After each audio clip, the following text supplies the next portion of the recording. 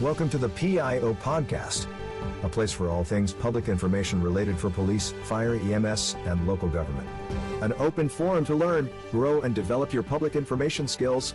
Your host, Robert Tornabene, is a public information officer with over 10 years in the field and 27 years of law enforcement background. In each episode, we will explore different aspects of the public information officer profession. Weekly, we will delve into the field of public information by talking to other PIOs. So sit back and enjoy this episode. Good afternoon. On the PIO podcast today, we have Amanda Coleman. She's a director of corporate communications. I'm sorry, I should say this the correct way. She is a former director of corporate communications. She is now a communications professional who has her own communications business. Amanda, thank you very much for being on the show. It's lovely to be here. Thank you. Yeah. It's actually, I was going to say it's evening here. Yes, I'm sorry. Evening. Yeah, it's afternoon here, evening there. So it's the only bad thing about the distance that we're chit-chatting here. Yeah. But either way. So you were a long-standing director of corporate communications for the Manchester Police Service. That's right. Yes, I nearly 20 years. So interestingly, I started just at the end of August 2001. I'd worked in the police in a different police service before then. So I actually joined the police to do communications in 1999. And Wow. Yeah, so made the move to Manchester because they had the Commonwealth Games in 2002. So I thought, great, there's an opportunity. And I thought, how wonderful to be able to work on that. Little did I realize about 4 weeks after 3-4 weeks after I joined that it was 9/11. And suddenly all the plans for the Commonwealth Games got massively kind of changed because the world changed overnight. So yeah, it was an interesting time. So yeah, I've been out of it though now for two years, just coming up for 2 years. Well, here 20 years of communications experience. You've seen a breadth of things that have changed and oh my God, the technology that has come out since then and how we do our jobs has changed since then. Yeah. Real quickly though, give a little bit more background. Were you a communications major or a journalism major? Yeah, I did. I started my working life as a journalist and worked on newspapers for the first few years. And that's all I'd ever wanted to do. It was the one job I'd always wanted from being really young, and which is weird because nobody in the family was journalists. So I don't know where it got in my head. I think I've always loved writing. That's one of my things. I've always loved words, which is why I went into newspaper journalism. And then after a few years of doing it, moving in a few different newspapers, I decided I wanted to change. And I think it was getting to that point where it was sort of not the job that I thought it was. And things were moving on. I mean, I shouldn't say this, but my very, very, very first job, I was actually on a typewriter with carbon paper, which makes me feel really, really old. I don't feel that old, but yeah. So we actually got a bonus for accepting computers. Oh my goodness! because we had to work on anyway. So yeah. So then I moved into PR, and I worked at a couple of different. Mainly public sector kind of, public bodies. Before I ended up, by chance, really, seeing an advert for a job as a press officer at a local police force, and thought, that sounds a bit interesting. Kind of because of the journalist in you, the journalist in you likes the things that things always being in the center of things and knowing what's going on, and it was just a different kind of side of that. I was lucky enough to get the job, and then and then I never left for quite a long time. That's outstanding. That's the way it should be. You come in this field and stay for a while. We don't want to lose great professionals, and this is a tough field to begin with. Let alone we lose people all the time. They come in and they go. So to be around 20 years and they have that experience that you have, and that breadth of knowledge, and now you're turning it. You had now moved into the private sector. And you're doing it now to train other public relations professionals. So that's awesome. Yeah, I mean, I love what I do now. I kind of mix the two. So I do A lot of training, and like you say, it's not just private sector. I still do a lot of public sector, so a lot kind of organisations, and share as much as I can to get them ready to be able to deal with any kind of issues and crisis and that kind of thing. But I also still do some of it as well. So I do love it. You know, I love problem solving. I love it when somebody comes and goes, "Oh, we've got this horrible thing that we might happen. Can you sort it out? Can you do something to help?" And that'll always be one of my loves, which is why I stayed in the police for so long, because there was so much of that sort of, you know, every day there was something happened, and you have to find a way to deal with it. Right. So you had mentioned coming on, and then a short 4 weeks later, 9/11 happened, and your whole reason for going there was because you wanted to watch the football matches, which obviously they're very big in England, unlike soccer here. It's a little different, but you guys you've handled some very big incidents that have occurred in your career. Can you go over some of those? Yeah, I mean, obviously when I started, the terrorism wasn't a thing that anybody particularly got interested in or was bothered about. 9/11 happened, and that kind of I was blogging today because that sparked in me a real interest in terrorism and communication and how you would deal with it. So I actually did a certificate in terrorism studies way before this, having to deal with any of the things that kind of followed on in the last sort of 5-10 years. But I think it was really, really helpful to kind of get that. So I dealt with a lot of the early counter-terrorism investigations that we had in Manchester, going back to sort of, you know, early 2000s, 2003, 2004, that kind of thing. 2008, the chief constable died, and we had to deal with that, which was just unbelievable at the time. That was natural causes, though, correct? Yeah, it was just you never anticipate. There's no plan, you know. We talk a lot about plans, but I don't think many people have a plan for the main person at the top of an organization dying whilst they're in post. So that was a huge thing. It was a huge thing internally, and we started to realize the importance of internal communication. This is back, you know, 13 years ago now.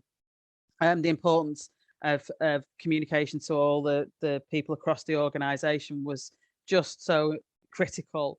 So it started to shape, I think, a lot of how I felt we should approach dealing with crisis situations. 2011, we had 2 police officers murdered. Two women police officers were murdered in pretty horrific circumstances. So dealing with that was really difficult, very close to home, because, you know, it's your colleagues. Absolutely. Effectively. Yep. And, you know, for me, the most important thing, I think, in dealing with all that was very much that the families had as much support from us as possible. So, you know, if there was anything we could do to capture the outpouring of love and, you know, people's messages that came in who'd been helped by the police officers, you know, when they were at work, if we could do anything to kind of capture that, and then, you know, that the families could look back on it at some point, then that was the kind of prime focus. So that was a huge issue. That was 2012, 2011, the year before. It was like literally just the year before we had riots that we had to deal with, and that was when social media suddenly became a massive focus for us.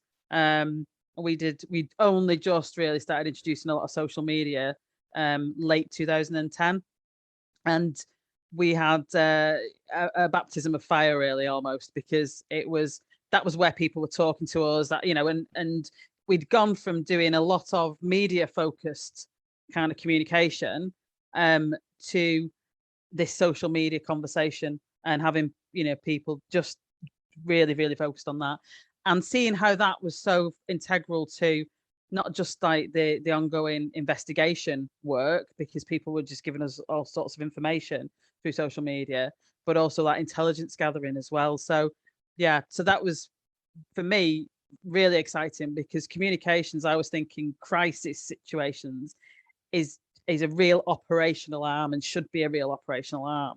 It's not just, oh, well, we'll tell people what's going on. Right. You can really make a big difference if it's central to everything that goes on. So all kinds of things really that I've dealt with, and obviously the thing that I suppose was the most kind of critical and really galvanized my thoughts around crisis and communication was obviously dealing with the Manchester Arena terrorist attack 2017. 20 years into the anniversary of 9/11 now, and there's still talk and concern about things happening here in the States now because Afghanistan is more unstable than ever before. It's even worse now. But because we have such a homegrown issue going on right now, and we're so polarized here in the States, it's a weird mix in how much you want to talk about it as a communications person on the local law enforcement side, because you don't necessarily want to make yourself a target to one of these organizations just because you're talking about it. So it's a very tough mix when you don't have like where Manchester is a very large police service compared to when people think of police services, police departments here, the average police department is no more than 150 officers. How large was Manchester? At its height, because we've lost a lot of police officers over the years, there was about 8,000 officers, and on top of that, about 4,000 police staff, who obviously are the support to the officers. Okay, so a very large organization that handles a very large area of England there, of the country, compared to most of the municipal departments, especially if you get out of the big metros, Chicago, LA, New York. They're relatively small and they're piecemeal together. So it's a lot different than the very large metropolitan police services that you guys have, or like the London Police Service and so on. But where do you see things going right now in the world in the area of terrorism and how we communicate? Yeah, I mean, it's a very different world than it was 20 years ago. But the threat, I think you're right, is still there. I mean, it's still something we all need to be aware of. We need to be prepared for. I do think when you're looking at local police officers, they're the best ones in all this because they will know the people, should know their communities and know the people, and so big departments are great, but actually if you go too far away from the public, then how do you get that kind of flow of information, and how do you understand what's happening, and if there is some concern in the community and that kind of thing. So I think there's a massive benefit to kind of smaller local, really understand their communities kind of police services or departments. I think in terms of communication, it's so complex now because you've got all the disinformation, misinformation. You've got it's like propaganda that comes out, and how it's being used as a weapon almost, really, communication. So I think for communicators, the key is to try and navigate a way through that and not get caught up in that world of, almost weaponizing communication. That's something we're not personally going to talk about. I think that's something that the community in a whole has to talk about more, about that weaponization of social media and creating troll accounts and the disinformation accounts that go out. I did an interview with Sarah Boyd, who was one of the PIOs in Kansas City during the riots right after George Floyd died. One of the things that she was talking about is they were able to identify hundreds of accounts that were created within a short period of time and that started to target their jurisdiction with disinformation and trying to sow discontent in the community. And when they did a thing, the international IACP, they were able to talk about that, how they had to change their messaging dramatically and how they had to be very attentive to it, but not necessarily follow what the misinformation was coming out and to make sure that they were always putting out updated information on a regular basis. Absolutely. For me, that's the way to do it. You have to become the trusted voice. So you have to go, we will be really honest. We will give you as much information as we can. You've got to get that trust and confidence resolve what any kind of crisis communication wants to focus on. And but being aware of what goes on. Years ago, I mean, when I first started working in the police, it was easier. You would have loads of control. An incident or something would happen. You'd have the information. Nobody had smartphones. Nobody's going to start tweeting things because it didn't exist. So you could control situations and release information as you wanted to, or as you felt was kind of appropriate. Now it's totally the other way. So yeah, you've got to realize there is not that control. What you have to do though is find ways to manage it, deal with it. And fundamentally for me, always at the center of that is, to be that trusted source of information where people will go and be confident that what they're getting is facts and honesty.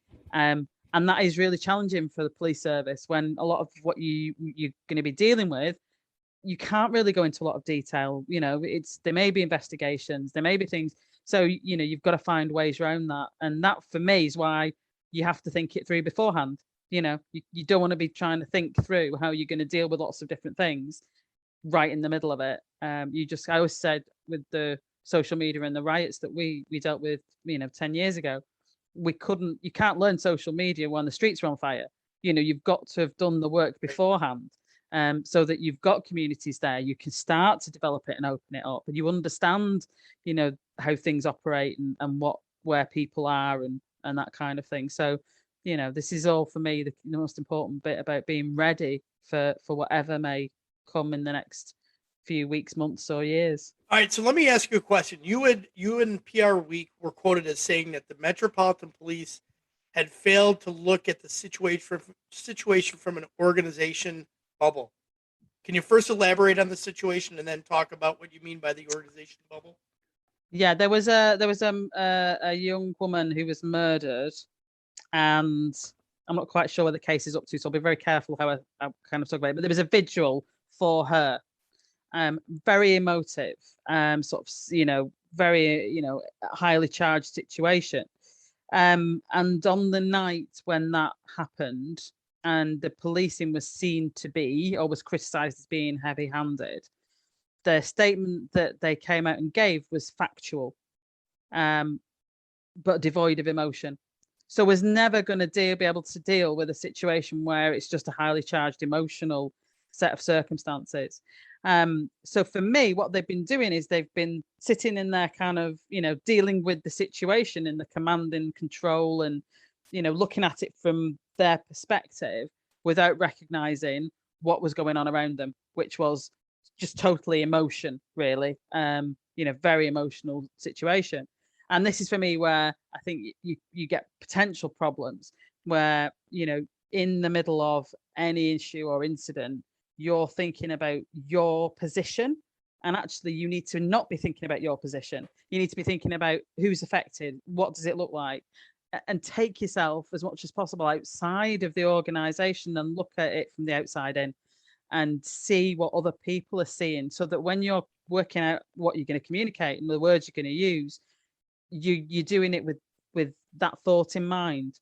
I think it's very easy to get sucked into what you're dealing with, and then you have a mismatch, and you can't use facts against emotion because it's never going to work. In regards to that, was it a fault of who was the communicator, the person, the PR professional, or was that more of a leadership issue making those decisions?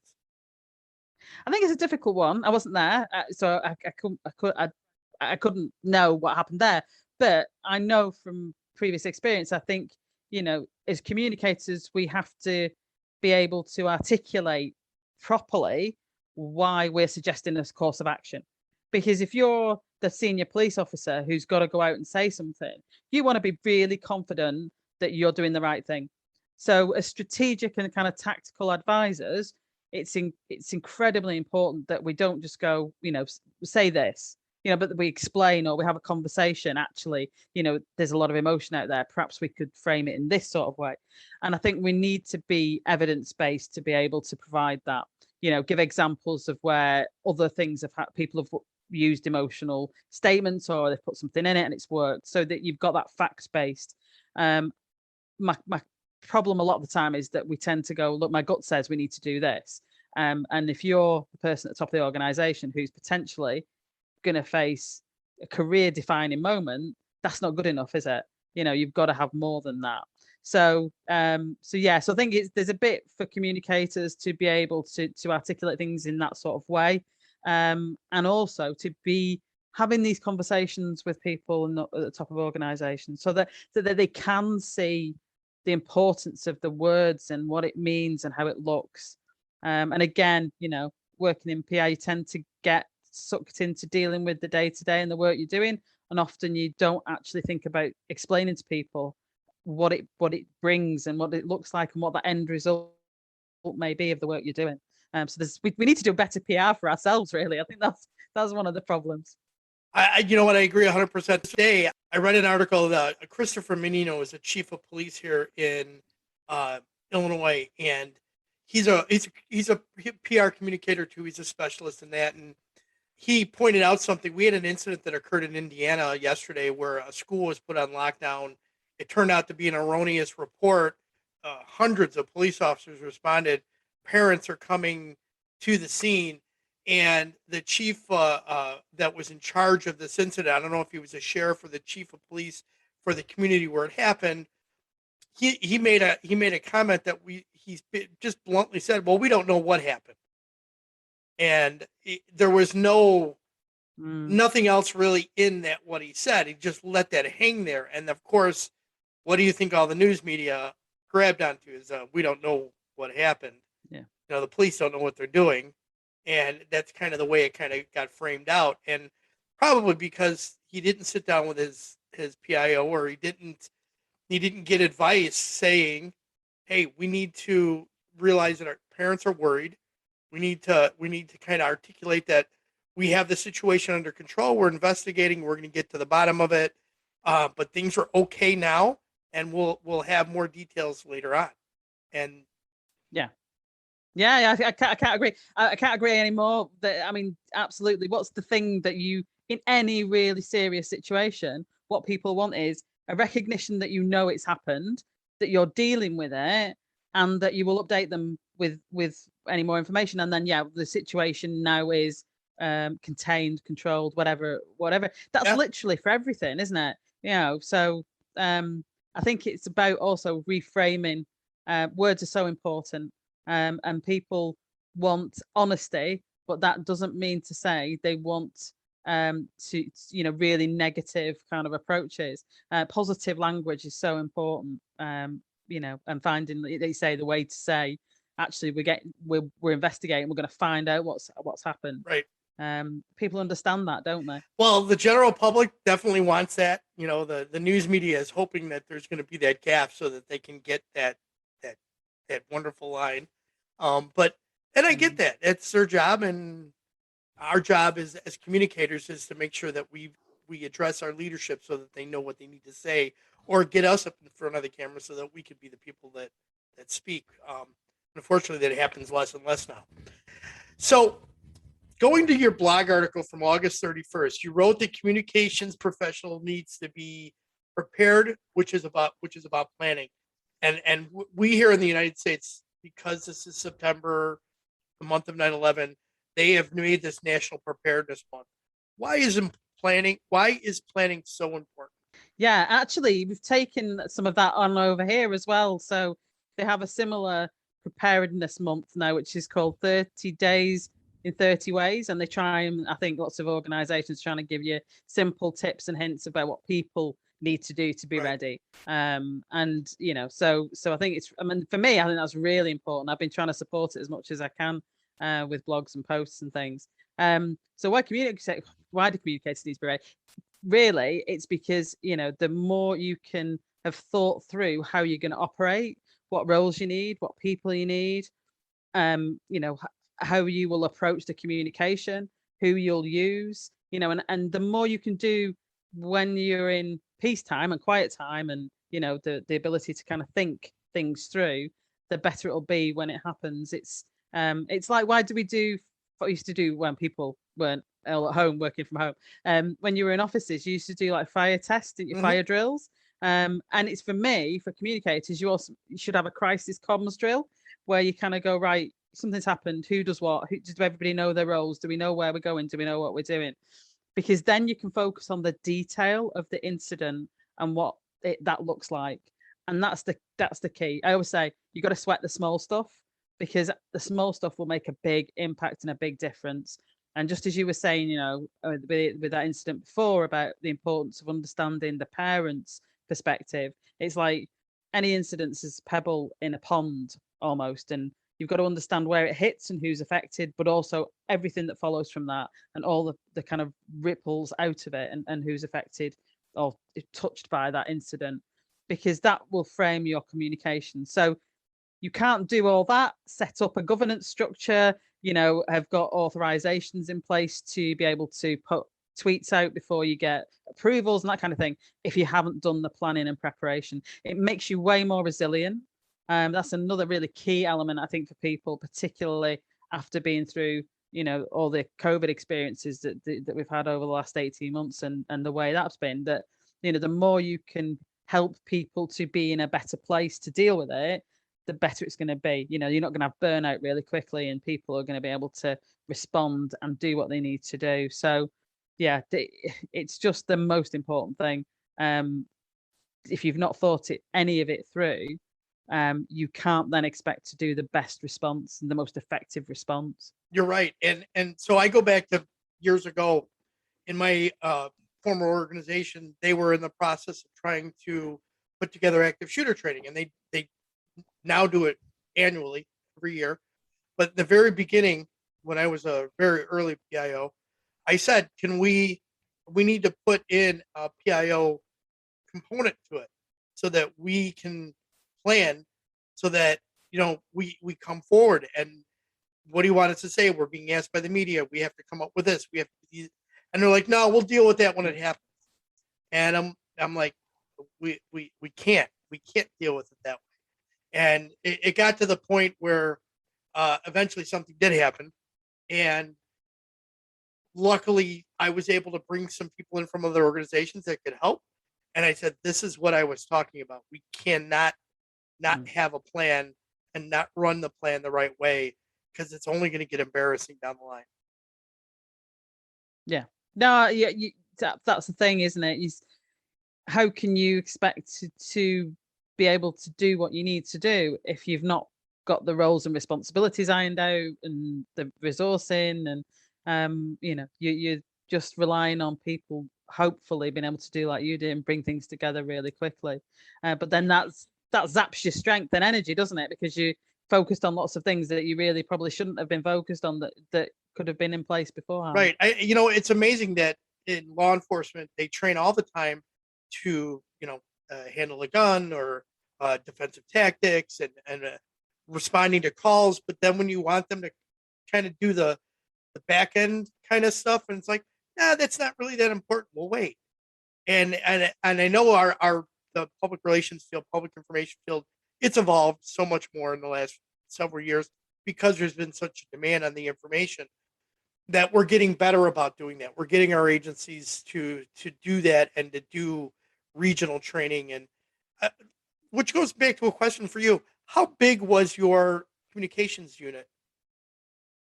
Oh, right. In Greater Manchester, it sounds like a lot of people, but I had lots of different responsibilities. So as well as dealing with the media side and social media, we had web developers and internal comms. I also had responsibility for the Force Museum, so, and the band, because we still had a police band. So there was lots of other elements to it. It was, but it was around sort of 40-ish sort of staff. But like I say, so a chunk of those were doing not kind of what I would call PR or press related roles. Maybe 20. something like that, maybe? Yeah, some Okay. 2025, Okay. probably in that sort of role. But I mean, the good position for me is that because you had a bigger team, when you did have an incident, you can bring them in to do roles within that kind of Right. crisis Now, situation. did you guys, I mean, did you propose using templates for certain, because a lot of these incidents kind of fall in certain formats and you can kind of template them out if you need to? Yes and no. So yeah, to have some structure, some sort of plans around, you know, situations, but they would always be a sort of framework. And for me, I always would say, you know, every incident has its own elements to it, so you've got to adapt it to what you're dealing with. It was one of the big things as well with the arena, is a lot of the focus beforehand had been on marauding firearms attacks, because that had been what we'd seen in Europe and in London. When actually what we dealt with was something completely different. So, you know, you've got to be flexible. One of the principles for me with crisis communication is, you know, yes, be prepared. Yes, have done the planning, but you've got to be flexible, because there will be differences, and you can't be too rigid. So it's a sort of middle ground, I suppose. So that I wouldn't want a rigid template, but I do think you need that sort of structure. And for me, I teach people now, and I say, you know, look at your risks. If you, I would be surprised, but most organizations and businesses have cyber attacks somewhere in the top 5, if not the top 3 things, because it's such a prevalent issue, such a problem kind of universally. And if you haven't got an outline kind of plan of how you're going to deal with that, then, you know, why haven't you? Right. Almost, because you can do that. Yes, every single kind of attack element, kind of cyber issue, will be slightly different, will have slightly different elements to it, but you know the kind of main things you'll need to be looking at, and who you'll need to speak to, and how you'll need to work it through. So yeah, you can do all that beforehand, and then not just do it beforehand, but tell people about it. You know, tell the rest of the team, make sure they know what their roles are, to make sure the business, the organization knows what your approach is going to be. So there's I think sometimes we do plans and don't tell anybody about them, Yes. which is almost like a half a job, really. Right. It Then, sits on isn't a it? shelf in a binder and it doesn't ever get touched. Right. Exactly. Yeah. So, Amanda, you wrote a book titled Crisis Communication Strategies. I did read it. So, great book, by the way. I really did. I read it cover to cover. I have notes all over it, little sticky things in there. So, can you tell the listeners what they might gain from reading your book? Yeah, well, when I got the idea for the book, it came from dealing with the arena, really, was the kind of catalyst for me, because we had lots of plans, processes, policies, about how we would approach any kind of terrorist incident from a communications perspective. But there was a massive gap, and the gap was none of them thought about the people that were caught up in it, whether that was people that actually involved at the scene in the incident, but also the responders. So what I then wanted to do, I spent, obviously people wanted to understand how we'd approached it, what we'd done. So I'd done quite a lot of talks around our response. And that was my kind of overriding thing. Remember the people, put people into your focus of what you're doing. And so what I wanted to do with the book was take that into crisis comms, and try and get to people to understand that yes, you do need that planning, but you have to think about the human elements of it all the way through. I also, one of my big concerns is we focus so much on being ready for spotting the incident and dealing with the first hour, the first day. We never really think about the recovery phase, you know, and that for me, having been through what we've been through with quite a few issues, is the more complex. And yet we don't really think about it. We don't really talk about it. And so I wanted to, with the book, go from how you spot incidents and manage risks and that kind of starting pre-incident kind of phase, right the way through to recovery and beyond. So what you do to kind of get back and go forward, and that's hopefully what the book captures, really. Oh, I think it did an excellent job of capturing. There were some things in there that I had not thought of, and I found it very helpful. like I go back to it when I want to talk to somebody and pick up some other things, and then I reread something. I'm like, oh, I didn't catch that again. So believe me, it is a very helpful book, and I'm really happy that I found it, because I was going to say, one of the things I always say though is it's not an academics book. no, it's not. There's some great academic books on crisis communication, and I've got lots of them at home here. But my approach was always to be practical, because it came from a learning practical kind of background. So I almost excuse it, because I always tell people that if they ask me about it, and I always say, yeah, it was written in a way that anybody really hopefully could pick it up and get something from it, whether they had comms background or No, not. I think it's excellent, and I think staying away from the academic side is extremely important, because it can get very hard to read, very dry to read. Your book is not very dry. It just flows very well. You did a very good job with it. I'm really pleased. Where can where can listeners get a hold of your book? Yeah, you can get it on Amazon, and via the publishers. So it should be available really most book stores. Well, I got it off of Amazon, so I will make sure I punch a link up there on the show notes when I post the audio from the thing, and give you a little bit of a boost for the book sales, because it is a good book, and I think that not a lot of communicators really go looking for stuff, because it's so hard to find. There's not a whole lot out there that's very good to read, and actually is helpful, because most of our individual crisis manuals have been plagiarized from somebody else's crisis manual and put into their very own. So this is a really good template for what to do and how to do it. So it's excellent. Oh, thank you. Appreciate that. All right, so let's jump into some real fun questions here. We'll lighten it up a little bit here. Your favorite go-to cocktail? I don't really drink. That makes me really boring. So I would say no, that's okay. a cup of tea is my drink of choice. Okay, not a problem. Many of us don't that much anymore, because we can't. It doesn't, the time doesn't allow us to. Yeah. Name one person, living or dead, whom you'd like to meet and why. Oh, wow.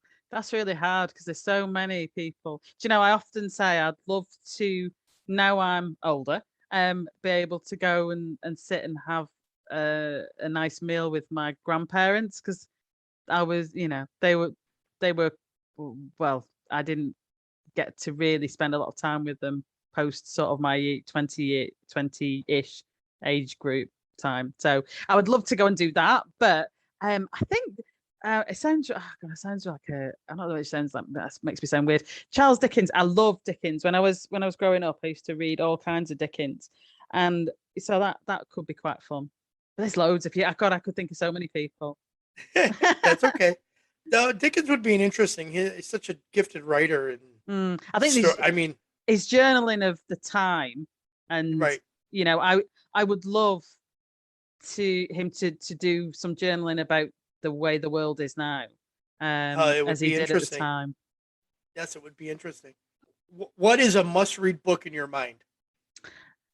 In terms of comms, any book. It doesn't matter. No, it doesn't matter. Does it not matter? Well, I was going to say, my crisis comms. There's a really good crisis comms book that came out recently by a Norwegian guy called Kjell. Probably won't say it right. Kjell Bratas. And I know him. Kind of got to know him, but his book is around managing the human dimension of disasters, and it's really good, because it talks.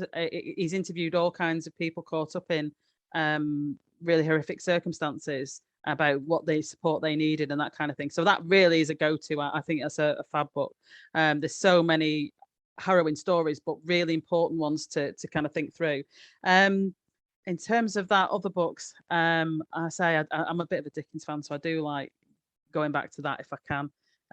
Oh, sure. I can't think what I don't read. It's awful, isn't it? I've not read a good book for ages. I'm a bit rubbish.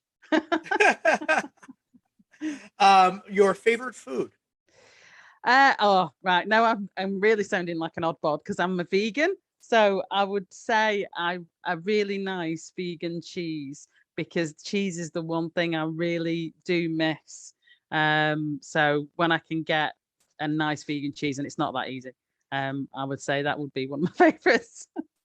I understand your thing. I'm a celiac, so I can't have gluten, and trying to find a good gluten-free bread is very hard. So trust me, I understand. What is one thing you would change in the world if you could? Joe, I think it's the way we think in countries and not globally, because so many of the disasters and issues and things we face are global. The pandemic, it affected everybody. Climate change stuff is affecting everybody. So realistically, I think we need to stop with the barriers and the boundaries that we put in place. That's that in the ideal world, in my head, that would be one of the things I think would make a big difference. That's excellent. No, I love it. Final thoughts? Anything you'd like to add? No, I just think, anybody's listening to this, just take a look at your approach to comms, crisis comms, and think about whether you're focusing just on what the organization needs and not the bigger picture and the people outside of that. That's what drives me. That's my passion with everything now, is to really put that back into people's thought processes. Excellent. Amanda, how can people best reach out to you if they want to learn more or possibly connect? Well, I do post a lot on Twitter. So I'm at Amanda Comms on Twitter, or find me on LinkedIn. I do quite a lot of crisis comms case studies and newsletters and that kind of thing. So I post a lot of those on LinkedIn. So you should be able to find me there. I will make sure I put all the links in the show notes. Oh, thank you. Amanda, thank you very much for coming on the show. And that's Amanda Coleman. Thanks very much, Robert. Thank you very much. So that was Amanda Coleman from Amanda Coleman Communications. You can find her information and contact stuff in the show notes, as well as a link to her book, Crisis Communication Strategies, which is available on Amazon. I hope everybody enjoyed episode 38. We have more coming up. Do me a favor and check the Twitter. We're going to have some surveys out if you're interested in contributing to any future guests. We have a survey that's out on our Twitter account or on our Facebook account. So go ahead and check those out at PIO Podcast on Twitter. Thank you. See you next week, and be safe. We hope you enjoyed this episode. If you would like to contact the show, please email us at thepiopodcast@gmail.com. Be sure to subscribe to the podcast to get notified of the latest episode. If you are listening on a platform that allows reviews, please give us a review. We appreciate any review, good or bad. It helps us improve on each episode. Until next time, be safe.